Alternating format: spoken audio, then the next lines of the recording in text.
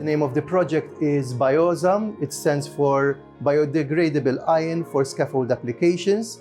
And the area of research is a mix between additive manufacturing, powder metallurgy, material processing, and also biological testing. So we take a bone defect, okay, we image it with CT scan, we change that bone defect into a three-dimensional object, and then we change it into a sponge looking like material. That material, when it's 3D printed, it is tacky, and to it we attach a powder.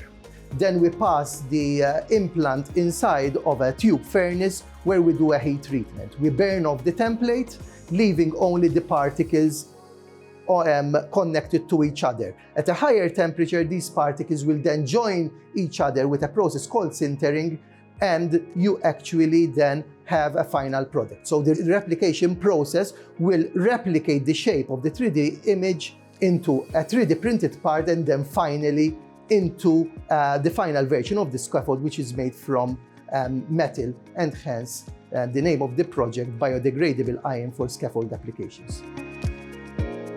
When bones are fractured, when bones are broken, or when you have other issues in bones, if it's a small problem, we usually just put them together with either plaster of Paris, acrylamide gyps, or sometimes with an internal plate, which is an operation, and then the bone heals by itself. However, in cases where the injury is larger, if there's a considerable fracturing of lots of bits and pieces of the bone, or if there's a tumor metastasis, a spread from a cancer, and you need to chop out a piece of bone, in those cases, replacing that bone becomes more difficult. You have to take the bone either from another site in the person's body, for example, from the hip, many times it's taken, or for example, in cases of the jaw, you take a piece from the leg, which is not required. But obviously this causes, rather than the primary site of injury, you have injury at another site, which causes pain, which causes possibly complications as well. And also other options, which are taking pieces of dead bone or other kinds of materials, are not perfect in that they don't allow you to immediately work on it again, walk on it again. For example, if it's a leg, so they aren't capable of weight bearing, they don't have the capabilities and the qualities of bone. This material, which is being produced by this team headed by Professor Buhajar, actually, being metal, contains the capabilities to carry the weight and therefore allow a person to mobilize immediately. One of the basic things about health care is the longer a patient stays in bed, the more they have complications which may actually kill them. So the faster you get moving again, the better for the patient's health. So having a metal scaffold is useful. Now the problem is that a metal scaffold normally requires to be removed again. Now in this case, the project is aiming to produce a metal scaffold which will over time itself degrade, therefore allowing one operation which immediately allows the patient to mobilize and at the same time does not require a future operation to remove it, whether the initial problem was a fracture or a cancer or anything else. Well, there's a current need for bone graft substitutes that can withstand greater than physiological loads, greater than normal loads.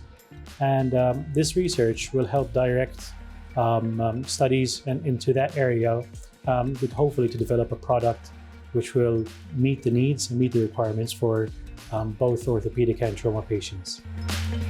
This project has also helped us to form a team network with our colleagues from the University of Malta.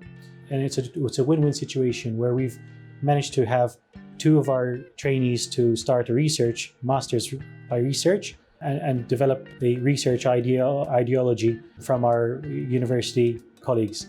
And in turn, we can give ideas and address areas of needs for their future projects.